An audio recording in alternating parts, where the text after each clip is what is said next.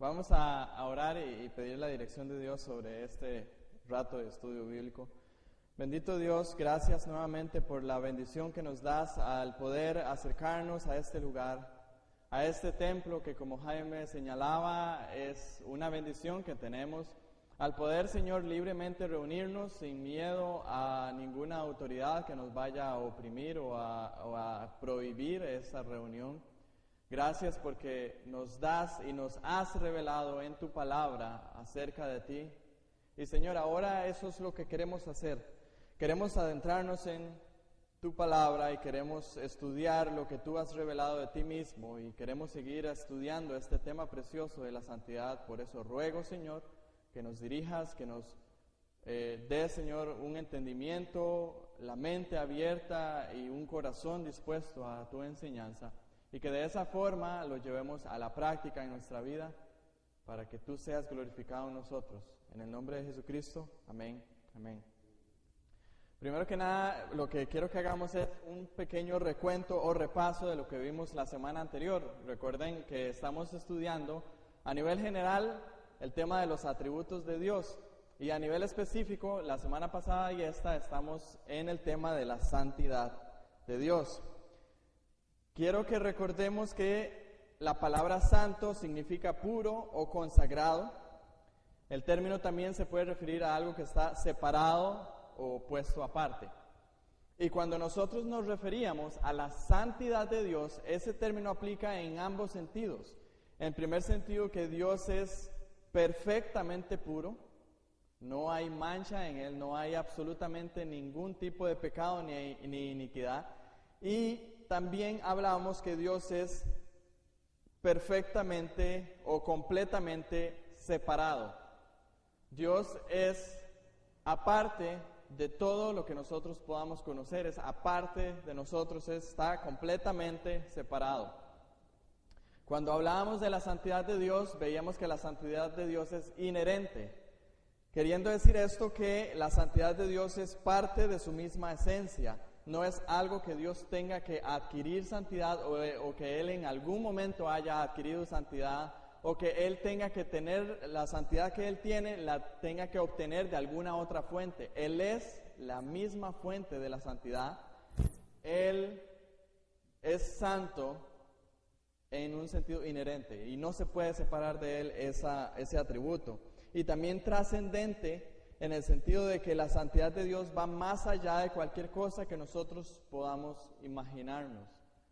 Va más allá, y una de las cosas que veíamos, si recuerdan, era que la santidad de Dios, cuando lo comparamos a nivel con la santidad de nosotros, no es cuantitativa en el sentido que Él es más santo que nosotros, sino cualitativa, en el sentido que Él es santo y está completamente aparte en calidad que la santidad que nosotros podamos hablar de nosotros los cristianos o inclusive, como veíamos la semana pasada, de elementos o lugares que se pueden denominar santos. Eso está completamente aparte. Veíamos dos cosas que implicaba la santidad y recuerden, lo primero era que Él, Dios, está separado de todo lo que es profano y pecador. Su naturaleza santa lo hace estar separado y no puede morar en compañía con lo que es profano, lo que es pecador. Y nada más les recuerdo 1 Juan 1, que decía, Dios es luz y no hay tinieblas en Él. Y creo que es una imagen perfecta que podemos ver acerca de la santidad de Dios y la no relación que tiene con el pecado. Dios es luz y la luz que Él tiene, no hay campo o espacio para ningún tipo de oscuridad, de tinieblas. Y la otra cosa que veíamos con respecto a la implicación es que Dios odia el pecado. En Él hay un aborrecimiento hacia el pecado. Me interesa que repasemos estas cosas porque hoy vamos a ver, primero que nada, dos manifestaciones de la santidad de Dios, dos formas, por así decirlo, gráficas, visibles, donde podemos tener ver a la santidad de Dios en práctica, por así decirlo, y después vamos a ver algo que me interesa mucho, es cuál debe ser la respuesta humana a la santidad de Dios. Y esas son las dos cosas en las que nos vamos a centrar hoy. Primero vamos a entrar a las manifestaciones de la santidad de Dios. Y la primera manifestación, y aquí es donde les decía que me hubiera gustado poder mostrarles un gráfico. La primera manifestación de la santidad de Dios es el tabernáculo que se representa o del cual se nos habla en el Antiguo Testamento. Recuerden que cuando sale Israel de Egipto y es llevado al desierto por Dios, después de que son dadas las leyes en el monte Sinaí, Dios, una de las cosas que le ordena hacer es que le ordena hacer un tabernáculo en el cual la presencia de Dios va a estar en medio de su pueblo. Y eso se veía cuando caminaban. Recuerda que había una nube de humo durante el día y había una columna de fuego durante la noche. Y esa columna de fuego salía de un lugar en específico, y esa nube salía de un lugar específico, era del tabernáculo, y específicamente del lugar donde la misma presencia de Dios estaba. Y ese es el lugar santísimo.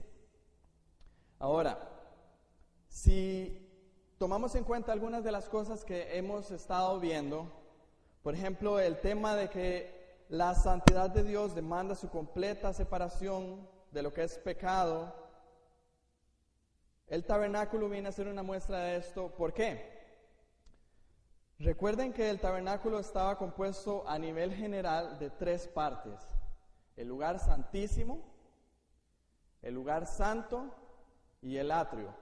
Y después ahí hacia afuera era el templo. El lugar santísimo estaba completamente separado de lo exterior, de cualquier cosa exterior.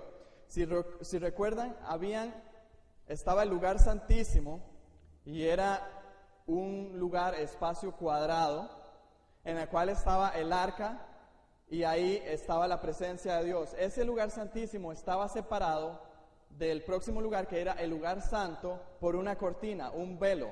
Era un velo grueso. Y ya le doy la palabra. Y después está el lugar santo, y para ese lugar santo hacia el atrio está dividido también por una cortina. Y todavía el atrio no está totalmente expuesto a todo el pueblo, sino que también está dividido por otro velo. Entonces, en primera instancia, aunque la misma presencia de Dios moraba entre el pueblo, había una separación entre la presencia de Dios y el pueblo, que era un pueblo pecador. Entonces, aquí vemos una muestra, por así decirlo, visible de la santidad de Dios en esa área de la separación absoluta que hay de Dios y el pecado y lo profano. Ahora sí, Jen. Ajá. Sí, exacto. Y ese cuadro está muy detallado porque tiene inclusive no solamente las partes del tabernáculo, sino también los elementos y algunas explicaciones y las citas bíblicas. Eso es un muy buen recurso.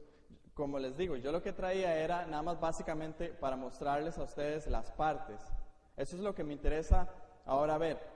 Ahora vean que esa inaccesibilidad que había en el tabernáculo era algo que no era un juego.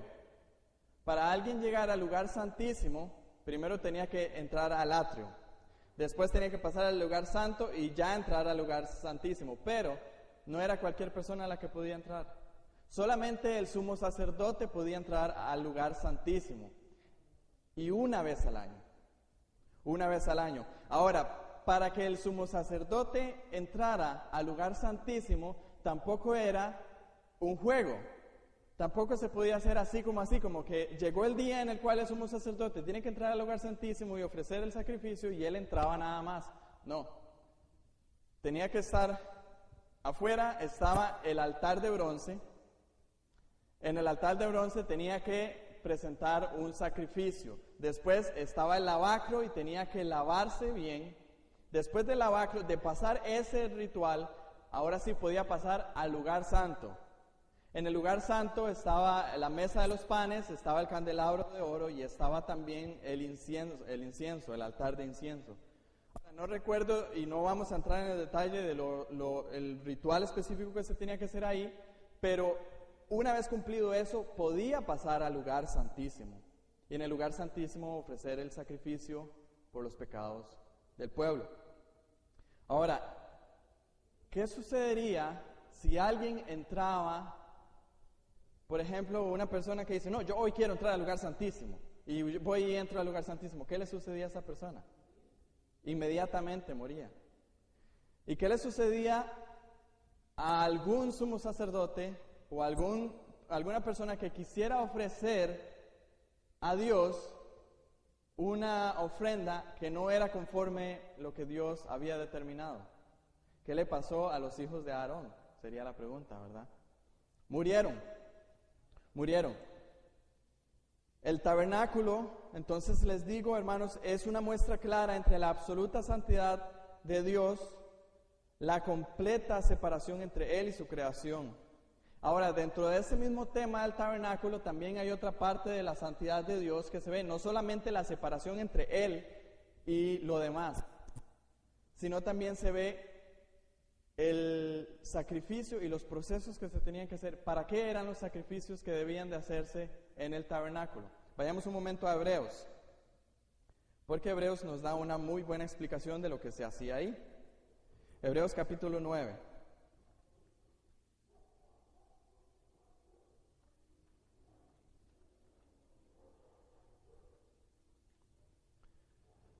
Vamos a leer Hebreos 9, versículos 6 y 7. Podríamos leer todo el capítulo, pero me interesa específicamente estos versos, versículos 6 y 7. Dice así: y así dispuestas estas cosas, en la primera parte del tabernáculo, entran los sacerdotes continuamente para cumplir los oficios del culto. Pero en la segunda parte, solo el sumo sacerdote, una vez al año, no sin sangre, la cual ofrece por sí mismo y por los pecados de ignorancia del pueblo. Ahora nos detenemos ahí. ¿Para qué era que entraba el sumo sacerdote al lugar santísimo? A ofrecer sacrificio por los pecados del pueblo. ¿Qué era eso? Era una representación de la purificación que necesitaba el pueblo a través de un sacrificio. Y vea lo que dice el versículo 22 de ese mismo capítulo de Hebreos 9. Versículo 22 dice: y casi todo es purificado, según la ley, con sangre, y sin derramamiento de sangre no se hace remisión. El pueblo de Israel tenía en el tabernáculo la presencia del Dios santo, 3 veces santo. Y al pueblo de Israel se le había demandado que fuera santo, ¿verdad? En Levíticos, ¿recuerdan? Por lo tanto, este proceso sacrificial que ellos tenían que realizar es porque, como ellos no podían cumplir con esa demanda de santidad, tenía que haber un sacrificio de sangre por ese pecado que ellos cometían, y una vez al año se hacía, y se hacía como ya lo hablamos. Esto es otra muestra de la santidad de Dios. Dios es santo y, como les veíamos antes, o veímos inclusive la semana pasada, demanda pureza, completamente pureza. Y en este sistema sacrificial que había del Antiguo Testamento, lo que se está viendo, lo que se está poniendo en cuenta es la santidad de Dios y lo que esta santidad demanda. ¿Cómo vamos? ¿Sí? Amén. Qué bueno. Entonces, aquí se demuestra la santidad de Dios en las dos áreas. O sea, en el tabernáculo se demuestra la santidad de Dios en las dos áreas que hemos dicho. Él es absolutamente puro y requiere que su pueblo lo sea así, por eso se realizaba el sacrificio. Y también demuestra la separación entre Dios y los pecadores, haciéndose necesario un sacrificio para esa purificación. Eso nos lleva a una segunda manifestación de la santidad de Dios que me interesa que veamos hoy. Y ese es el sacrificio de Cristo en la cruz. Y leyendo a algunos escritores me llamaba la atención de que ellos dicen que el sacrificio de Cristo en la cruz es la mayor muestra de la santidad de Dios. Ahora, ¿cómo es esto?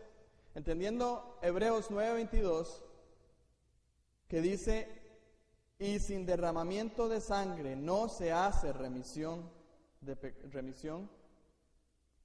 Lo que hizo Cristo en la cruz fue, una vez por todas, derramar la sangre, el sacrificio necesario para la purificación de su pueblo. Porque Dios es un Dios santo y Él demanda santidad. Entonces, al Cristo venir a morir en la cruz, Él demuestra la más alta expresión de la santidad de Dios, trayendo el sacrificio necesario para que el pueblo o los hijos de Dios puedan estar al frente de esa santidad de Dios. ¿Cómo demostramos esto? Recordemos nuevamente, Dios aborrece el pecado. Dios detesta el pecado. Y el pecado no puede estar en la presencia de Dios porque Él es santo. Entonces, ¿cuál es la única forma en la que nosotros nos podamos presentar delante de Dios si nosotros no somos santos? Nosotros ya hemos visto en varios estudios bíblicos que desde el vientre de nuestra madre traemos pecado en nosotros y lo que hacemos continuamente por naturaleza es pecar, pecar y pecar. Pero lo que Cristo viene y hace es que Él se presenta como el Cordero de Dios, el sacrificio que intercede entre nosotros pecadores y Dios Santo, para que nosotros pecadores, por los méritos de Cristo, podamos presentarnos ante el Dios Santo. Entonces, cuando Dios nos ve a nosotros, no nos ve a nosotros y nuestro pecado, sino que ve la santidad de Dios, y por eso es que podemos estar al frente de ese Dios Santo. Vayamos a Hebreos, ahí mismo, no sé si ya lo quitó, pero en Hebreos capítulo 9 y versículo 26. Verso 26 dice, de otra manera, le hubiera sido necesario padecer muchas veces desde el principio del mundo. Pero ahora, en la consumación de los siglos, se presentó una vez para siempre por el sacrificio de sí mismo para quitar de en medio el pecado. Eso es la obra que hizo Cristo. Es más, leamos desde el versículo 23. Me interesa que eso nos quede bastante claro. Desde el versículo 23. Fue pues necesario que las figuras de las cosas celestiales fuesen purificadas así. Hablamos de santidad, de purificación. Fuesen purificadas así. Pero las cosas celestiales mismas con mejores sacrificios que esto. Porque Cristo no entró en el santuario hecho de mano, figura del verdadero, sino en el cielo mismo para presentarse ahora por nosotros ante Dios. Y no para ofrecerse muchas veces, como entra el sumo sacerdote en el lugar santísimo cada año con sangre ajena. De otra manera, le hubiera sido necesario padecer muchas veces desde el principio del mundo. Pero ahora, en la consumación de los siglos, se presentó una vez para siempre por el sacrificio de sí mismo para quitar de en medio el pecado. Y de la manera que está establecido para los hombres, que muera una sola vez y después el juicio, así también Cristo, ofrecido una sola vez para llevar los pecados de muchos, y aparecerá por segunda vez sin relación con el pecado para salvar a los que le esperan. Cristo, a través de ese sacrificio, logra el camino para interconectar a un Dios santo con una humanidad pecadora. Él, por eso dice a final del versículo 26, quitar de en medio el pecado. Y esto es hermoso. Por eso también cuando Cristo muere, el velo que separaba el lugar santísimo de lo demás es rasgado de arriba hacia abajo. Y la santidad de Dios no es en ningún momento alterada, no es en ningún momento minimizada, porque si nosotros tenemos el concepto de que Dios es santo y el pecado no puede morar delante de Él, entonces usted va a decir, bueno, ¿cómo puedo entonces yo morar delante de Dios si yo soy pecador? La única respuesta es Cristo, la gran manifestación de la santidad de Dios en esa cruz, muriendo por los pecados del pueblo, de los suyos. La otra cosa que quería resaltar es que, y fue lo que acabo de mencionar, cuando entonces, a través del sacrificio de Cristo, Dios puede mantener su santidad y nosotros podemos presentarnos delante de Él sin alterar su santidad, porque la santidad de Dios demanda que no haya pecado delante de Él. A través de Cristo y por los méritos de Cristo nosotros podemos estar delante de Él y la santidad de Dios no es alterada. Y tampoco es alterado su justicia, porque la justicia de Dios se cumple en Jesucristo. Porque veíamos la semana pasada que Dios tiene que castigar el pecado por su propia santidad. Y de hecho lo castigó, y lo castigó en Cristo. Entonces, quería resaltar ese aspecto, esas dos manifestaciones de la santidad de Dios. ¿Cómo estamos? Bien, lo pude presentar bien. Ok, ahora sí, me interesa que también estudiemos la respuesta humana que debe de haber a la santidad de Dios. Siempre que hay un conocimiento de algo, y muy específicamente con respecto a Dios, no puede haber frialdad, no puede haber una igualdad. Les doy un ejemplo. Cuando Moisés se presenta ante la gloria de Dios, la vida de Moisés cambia radicalmente. Y recuerdan el primer encuentro que tiene Dios con Moisés, está en el desierto y hay una zarza ardiendo. Y cuando Moisés se va acercando a ese lugar, lo primero que se le dice es: quítate las sandalias porque el lugar que estás pisando es un lugar santo. Moisés era una persona tímida, era tardo para hablar, y él inclusive no quería adoptar el llamamiento que Dios le estaba dando.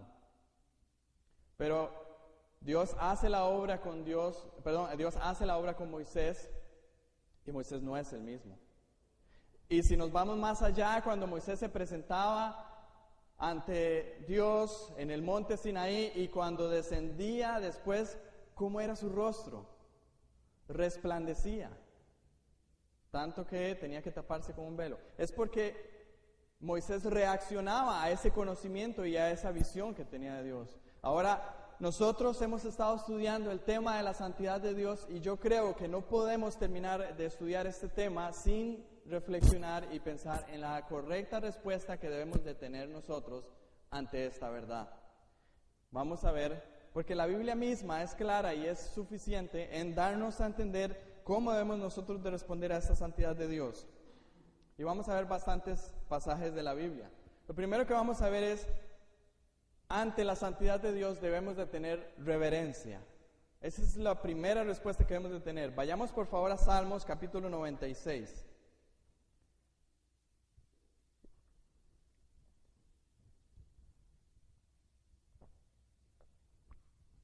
Salmo 96, verso 9.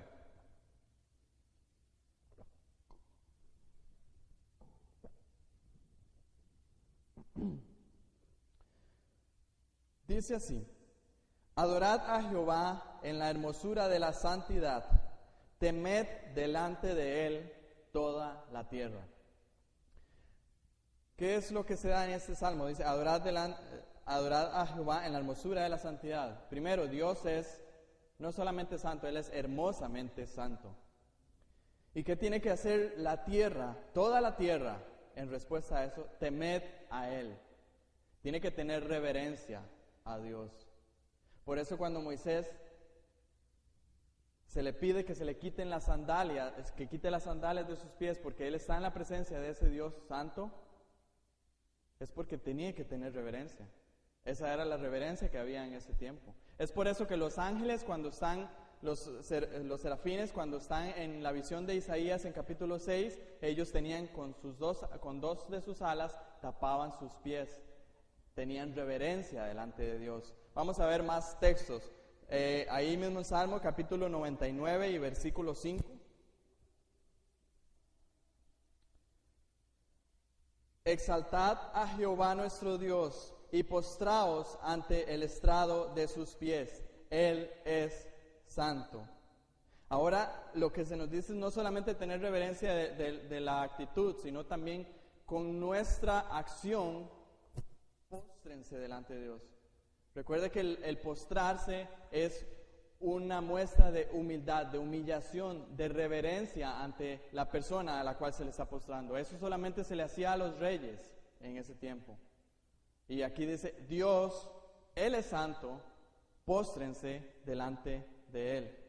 Vamos a Isaías, unos libros más adelante, Isaías capítulo 8 y versículo 13.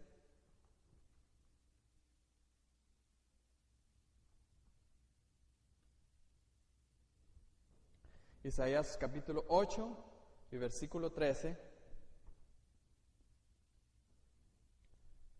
Dice, a Jehová de los ejércitos, a Él santificad, sea Él vuestro temor y Él sea vuestro miedo. Qué interesante esto, porque hay dos palabras aquí que se mencionan, sea Él vuestro temor y sea Él vuestro miedo. Algunas personas suelen decir que a Dios no hay que tenerle miedo. Yo digo que a Dios sí hay que tenerle miedo. Hay que tenerle temor. ¿Por qué? Porque Dios es el que tiene potestad sobre nuestra alma, sobre nuestra eternidad. Yo creo que es mi papá el que una vez había mencionado eso, que algunos dicen que le tienen miedo al diablo y reverencia a Dios. Debe ser al revés. Al diablo se le debe tener respeto y reverencia, no en forma de adoración, pero al que se le tiene que tener miedo es a Dios. Porque el diablo no puede hacer nada si no tiene permiso de Dios. Dios es el que tiene potestad absoluta. Y teniendo entendido que Él es santo, ese temor, esa reverencia que tenemos que tener de Él, debe de conllevar un miedo. Ahora, no un miedo que nos haga apartarnos de Él ni alejarnos de Él, sino un miedo que nos haga reverenciarlo a Él y someternos a Él. Ese es el miedo que debemos de tener delante de Dios. Y el texto nos está diciendo aquí en 8:13, sea Él vuestro temor y Él sea vuestro miedo. De hecho, si yo creo que hay una de las cosas únicas en la cual deberemos de tener miedo es a Dios. ¿A qué más vamos a tenerle miedo? Solamente a Dios. Vamos a Habacuc, capítulo 2, versículo 20. Habacuc, capítulo 2 y versículo 20.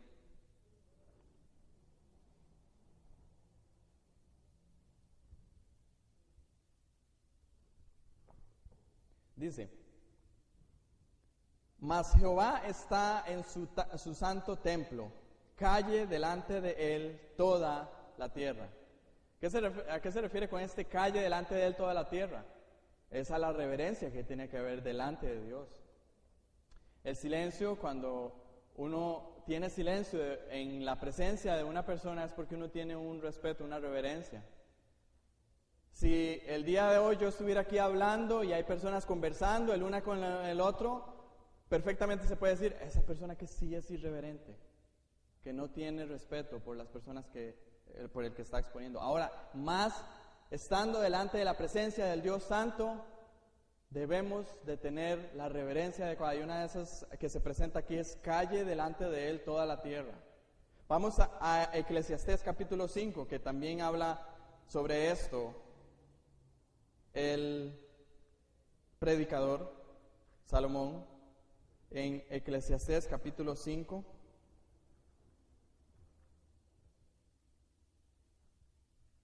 versículos 1 y 2. Dice, cuando fueres a la casa de Dios, guarda tu pie y acércate más para oír que para ofrecer el sacrificio de los necios, porque no saben que hacen mal. No te des prisa con tu boca, ni tu corazón se apresure a proferir palabra delante de Dios, porque Dios está en el cielo y tú sobre la tierra, por tanto sean pocas tus palabras. Reverencia, de eso se trata, reverencia delante de Dios, porque Él es santo. Esta actitud de reverencia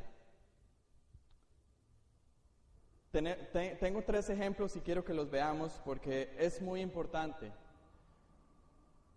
El concepto de que Dios sea santo es algo, hermanos, que lamentablemente tal vez se mantiene dentro de la iglesia cristiana de hoy en día, pero a la hora de la práctica, en muchas ocasiones, se tiene desvirtuado. No se mantiene a ese Dios santo como debe de serlo, y la reverencia que debe haber delante de Dios no se tiene. Hay tantos lugares en los cuales lo que hay es simplemente una irreverencia, cultos en los cuales hay irreverencia delante de Dios. Y el concepto de que yo soy superior a Dios inclusive se ve en esos contextos. Esta semana estaba viendo el testimonio de una persona que, bueno, no es un testimonio, sino más bien una exposición. Es un pastor, se llama Justin Peters. Él está en una silla de ruedas, él es parapléjico, y una de las cosas que él se ha enfocado en hacer su ministerio es criticar bíblicamente a todo el movimiento de fe y prosperidad y todos esos movimientos que claman tener sanidades. Y él presentó un video de una persona que clama haber ido al cielo, que clama haber estado delante de la presencia de Dios. Y la forma en la que esa persona se expresa que estuvo delante de la presencia de Dios no es la misma forma en la que nosotros vemos en el texto bíblico.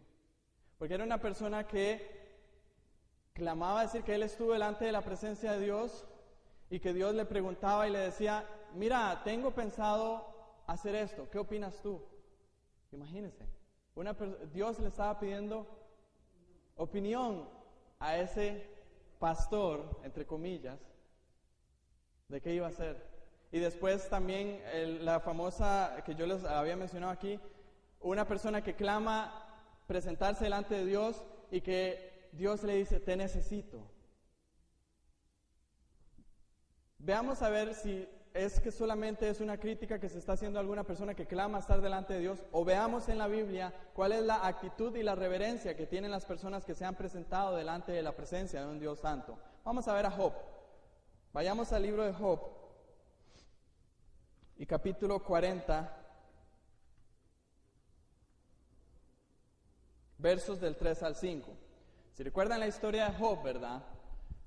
Job tiene una eventualidad en su vida, la cual él queda completamente sin nada, en la cual su mismo cuerpo es afectado. Cuando pasa ahí tratando de pensar con todos sus amigos, que en realidad lejos de ayudarle, lo que hacen más bien es afectarle, tratando de pensar cuál es la causa, por qué es que Dios ha hecho esto, se le presenta a Dios y Dios le habla y Dios lo confronta. Y Job responde en el versículo 3, 4 y 5 del capítulo 40. Entonces respondió Job a Jehová y dijo, he aquí que yo soy vil, ¿qué te responderé? Mi mano pongo sobre mi boca. Una vez hablé, mas no responderé, aún 2 veces, mas no volveré a hablar. Job se da cuenta que está delante de la presencia de un Dios santo y que lo que él estaba haciendo era subestimando esa santidad. ¿Perdón? Necedad era lo que tenía. Y él dice, he aquí que soy vil. ¿Qué es lo primero que ve Job dentro de sí cuando se presenta delante de Dios? Su pecado, su vileza, su condición pecadora. Ahí en el capítulo 42, versículos 5 y 6, vuelve Job y le dice, oye, te ruego y hablaré, te preguntaré y tú me enseñarás. De oídas te había oído, mas ahora mis ojos te ven. Por tanto me aborrezco y me arrepiento en polvo y ceniza. No es la misma actitud que se ve hoy en el ambiente eclesial. Es lamentable que sea diferente. Ahora usted va a decir, sí, pero es que ese era Job, porque Job estaba mal. Él había sido humillado y estaba lleno de llagas y sin... Ese era Job. Bueno, vamos a ver a otra persona. Vamos a ver a Isaías, capítulo 6. Isaías era un profeta destacable. Era una persona recta delante de Dios. Era una persona que tenía mucha influencia. Pero ¿qué pasa cuando tiene una visión de Dios? Isaías capítulo 6 y versículo 5. Entonces dije, ay de mí que soy muerto, porque siendo hombre inmundo de labios y habitando en medio de pueblo que tiene labios inmundos, han visto mis ojos al Rey, Jehová de los ejércitos. Esa es la actitud que tiene Isaías delante de la santidad de Dios. ¿Se recuerdan la visión, verdad? Habían ángeles que estaban volando alrededor del trono de Dios y cantaban uno al otro, Santo, Santo, Santo, Señor de los ejércitos. La tierra está llena de tu gloria. Y hay mucho en esa declaración de Isaías, pero quiero que rescatemos la parte donde él dice, ay de mí. Este ay de mí que dice Isaías es una maldición que él pone sobre sí mismo. Esa frase ay, en Lucas está en contraposición cuando Jesús dice las bienaventuranzas, él dice bienaventurados los aquí, bienaventurados, bienaventurados, y cuando va a decir lo contrario es ay de los que hagan esto. Ay, siempre que un profeta iba a proferir una palabra que venía en términos de juicio y maldición sobre el pueblo, ¿qué era lo primero que decía? Ay de el pueblo, ay de la persona. Cuando Isaías se presenta delante de ese Dios santo, él lo primero que tiene que decir es, ay de mí, que soy muerto, porque mis ojos han visto al Rey. Uno más, que me interesa que lo veamos. Habacuc, otra vez vayamos a Habacuc.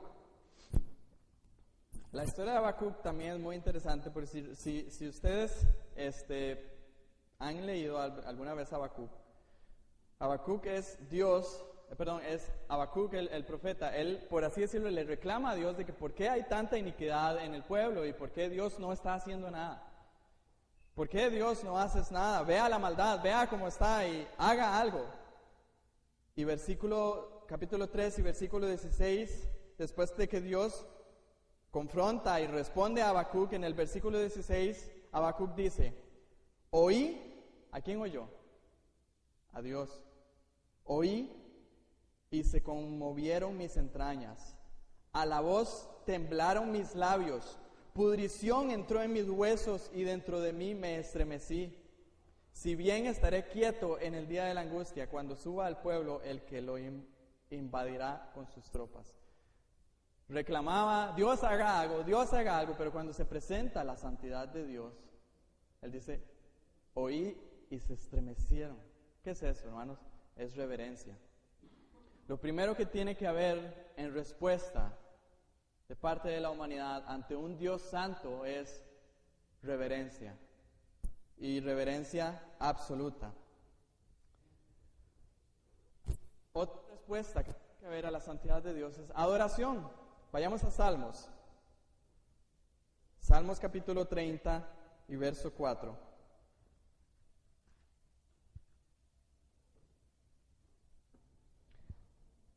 Salmo 30 y verso 4.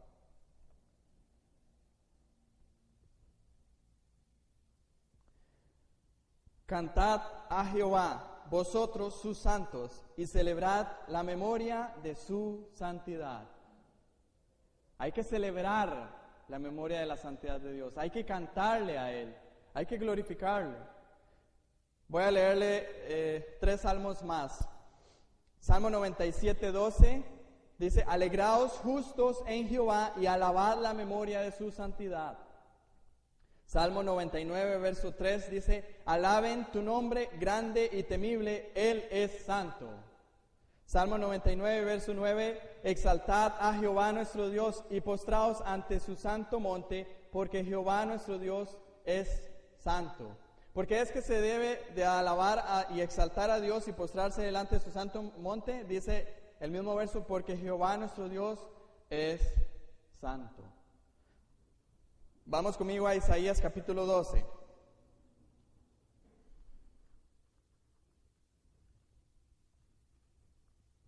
Isaías 12, versículo 6.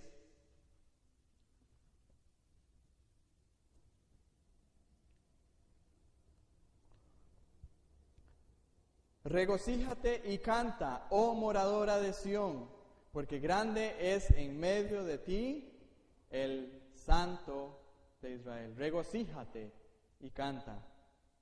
Alabanza, adoración tiene que ver. Y un último pasaje con respecto a la adoración, vayamos a Apocalipsis capítulo 15.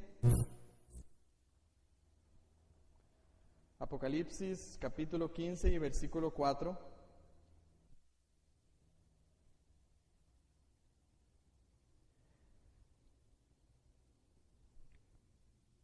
¿Quién no temerá, oh Señor, y glorificará tu nombre?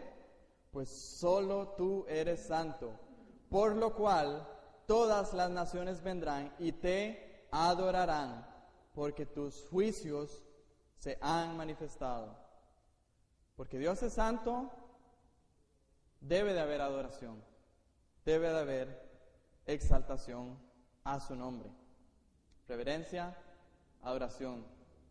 Y otra, santidad. Como Dios es santo, una respuesta de la humanidad debe ser santidad. Levítico capítulo 20 y versículo 26 dice: habéis pues de serme santos, porque yo Jehová soy santo, y os he apartado de los pueblos para que seáis míos. Vean lo que el texto está diciendo. Dios le está diciendo al pueblo de Israel: ustedes tienen que serme santos, y les voy a dar la razón de por qué ustedes tienen que ser santos. Es porque yo soy santo.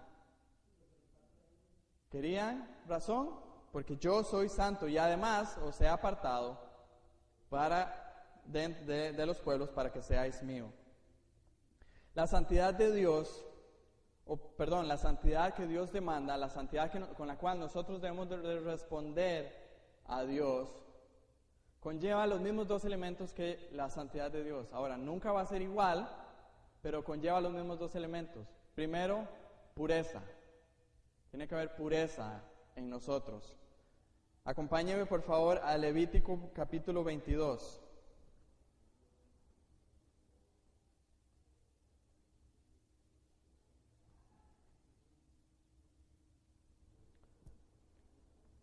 Levítico capítulo 22 y versículos 31 al 33.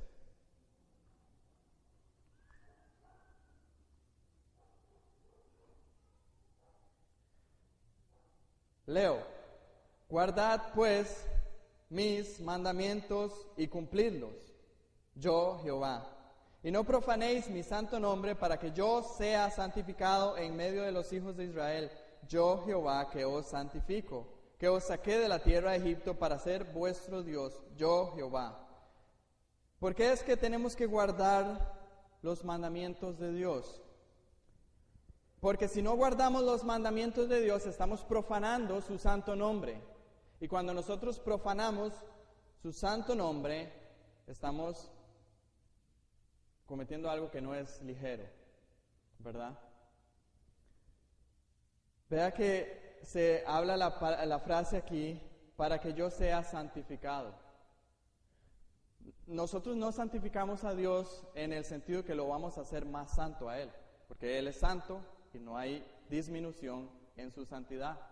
Nosotros santificamos a Dios en el sentido que nosotros tenemos que mostrar su santidad. Tenemos que ser reflejo de su santidad, y en la medida que nosotros nos purificamos y vivimos de acuerdo a sus mandamientos, le santificamos a Él porque nos estamos haciendo más semejantes a Él. En esa es la medida en que nosotros santificamos a Dios.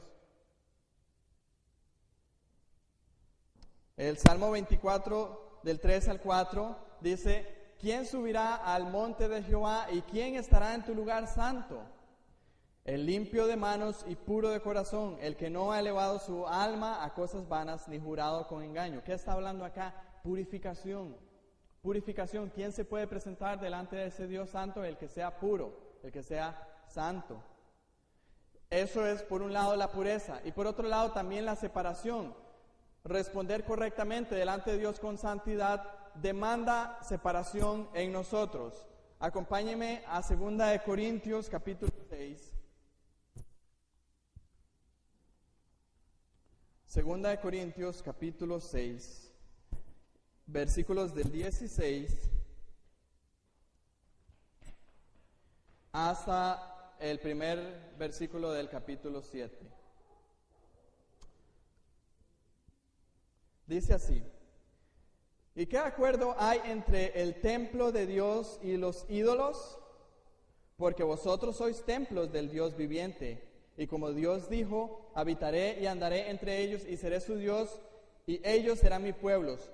Por lo cual, salid de en medio de ellos y apartaos, dice el Señor, y no toquéis lo inmundo. Y yo os recibiré y seré para vosotros por Padre, y vosotros seréis hijos e hijas, dice el Señor Todopoderoso.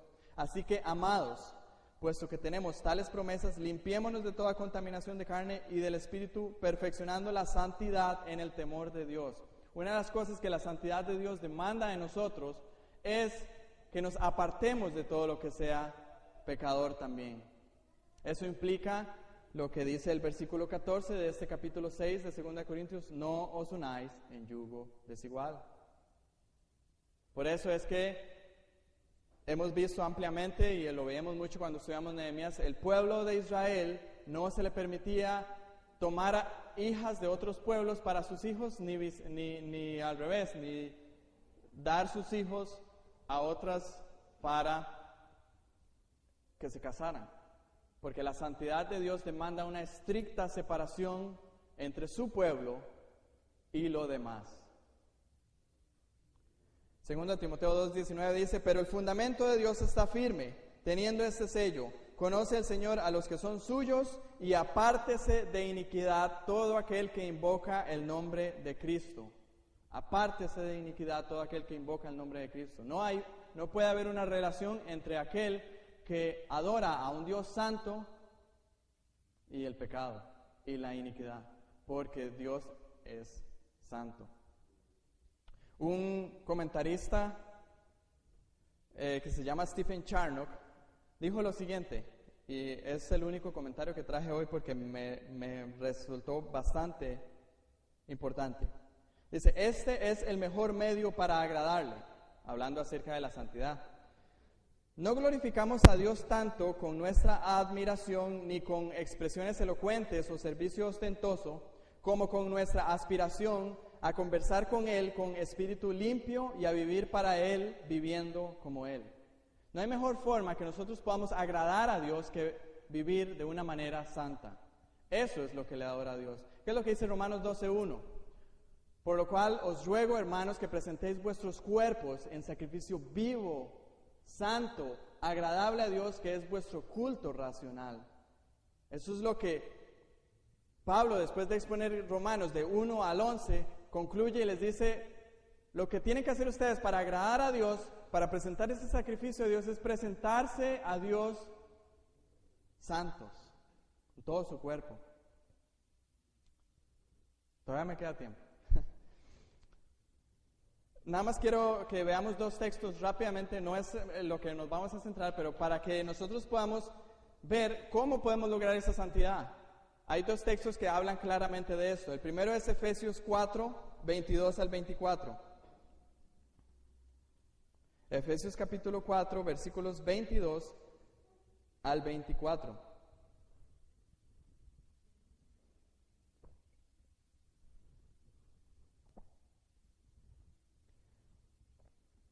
Dice: en cuanto a la pasada manera de vivir, despojaos del viejo hombre, que está viciado conforme a los deseos engañosos, y renovaos en el espíritu de vuestra mente, y vestíos del nuevo hombre, creado según Dios en la justicia y santidad de la verdad. Para santificarnos tenemos que despojarnos de ese viejo hombre, despojarnos de esas cosas inmundas y vestirse del nuevo hombre. Ese hombre está en Cristo. Es en Cristo, por medio, como dice el 23, renovados en el espíritu de vuestra mente. Y otro pasaje, Romanos capítulo 13,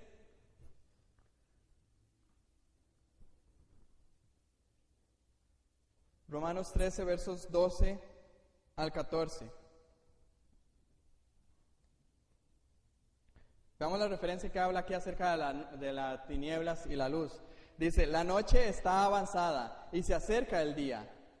Desechemos pues las obras de las tinieblas y vistámonos las armas de la luz.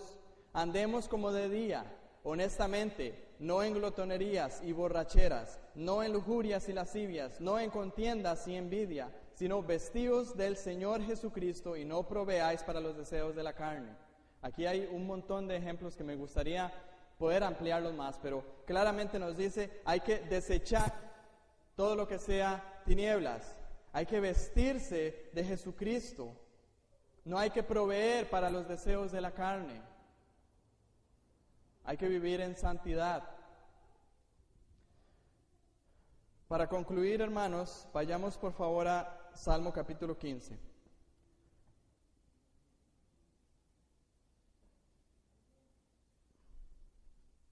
Salmo 15, vamos a leer todo el Salmo. Nada más les recuerdo, hemos visto al principio las manifestaciones de la santidad de Dios y ahora estamos viendo la correcta respuesta que el ser humano debe de tener ante la santidad de Dios. Y creo que este Salmo nos ayuda mucho a concluir este tema de la correcta respuesta. El Salmo 15 dice, Jehová, ¿quién habitará en tu tabernáculo? ¿Quién morará en tu monte santo? Respuesta, el que anda en integridad y hace justicia, y habla verdad en su corazón, el que no calumnia con su lengua, ni hace mal a su prójimo, ni admite reproche alguno contra su vecino, aquel a cuyos ojos el vil es menospreciado, pero honra a los que temen a Jehová. El que aun jurando en daño suyo, no por eso cambia. Quien su dinero no dio a usura, ni contra el inocente admitió cohecho. El que hace estas cosas no resbalará jamás. Nada más les comento brevemente. El versículo primero nos da una pregunta. ¿Quién habitará en tu tabernáculo? ¿Recuerdan qué era lo que representaba el tabernáculo según vimos hoy? La santidad de Dios. ¿Y quién morará en tu monte santo? Lo que está refiriéndose es a la presencia santa de Dios. ¿Quién puede habitar en la presencia santa de Dios? ¿Quién puede hacerlo? Y el Salmo nos da una respuesta de varias cosas. El que es íntegro, el que hace justicia, el que habla verdad, el que no anda en chismes, el que no hace mal a su prójimo, el que no tiene ningún reproche contra su vecino, aquel que se aparta del pecador, dice aquel cuyos ojos el vil es menospreciado, aquel que honra a los que temen al Señor, aquel que no es una persona de doble ánimo, porque dice el que aún jurando en daño suyo, no por eso cambia. El que no da su dinero a usura. Y el que no inculpa inocentemente al inocente. Perdón, el que no inculpa falsamente al inocente. Eso es una persona que puede vivir y morar delante de la presencia de Dios. ¿Quién de nosotros cumple este currículo? Nadie, ¿verdad? Ahora, tenemos a Cristo que cumplió este currículum por nosotros y nos lleva delante de la presencia de Dios y nos presenta santos y sin mancha. Y también nosotros debemos de responder buscando obtener este currículum en nuestra vida. ¿Y cuál es el resultado? El último versículo, el que hace estas cosas no resbalará jamás.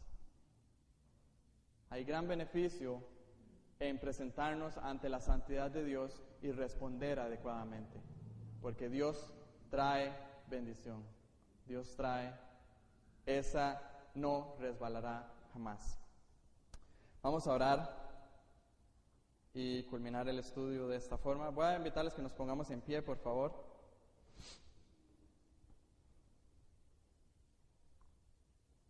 Señor, gracias por tu revelación en tu palabra. ¿Qué sería de nosotros, Señor, queriendo estudiar a un Dios tan vasto, tan majestuoso como lo eres tú, sin que tú te hubieras revelado a ti mismo en las páginas de la Escritura? Por eso te agradezco en esta mañana, porque, Señor, claramente te has revelado, y aunque aún así, Señor, pudiendo estudiar todo lo que ella revela de ti, no podríamos conocerte completamente. Pero, Señor, hay un confort y hay una alegría en nosotros al estudiarte y ver la belleza, la hermosura de tu santidad. Yo ruego, Señor, que en esta mañana, al haber estudiado tu santidad, como lo vimos la semana anterior, y haber visto las manifestaciones de ella este día, podamos responder, reaccionar adecuadamente al tema de tu santidad. Que tengamos reverencia en tu presencia. Que nos presentemos delante de ti en adoración por tu santidad. Y que, Señor, por sobre todo, vivamos de una manera santa, recta delante de ti. Tú eres, Señor, el que puedes producir eso en nosotros, tanto el querer como el hacer por tu buena voluntad. Por eso ruego que en cada uno de los corazones aquí presentes, que tú te muevas a través del Espíritu Santo y que nos hagas responder adecuadamente a tu santidad, Señor. Te exalto, te alabo y te glorifico, mi Dios, porque tú eres santo y solamente tú eres santo y mereces toda la adoración, toda la exaltación por los siglos de los siglos. En Jesucristo tu Hijo, quien diste en tu santidad por nosotros. Amén y amén.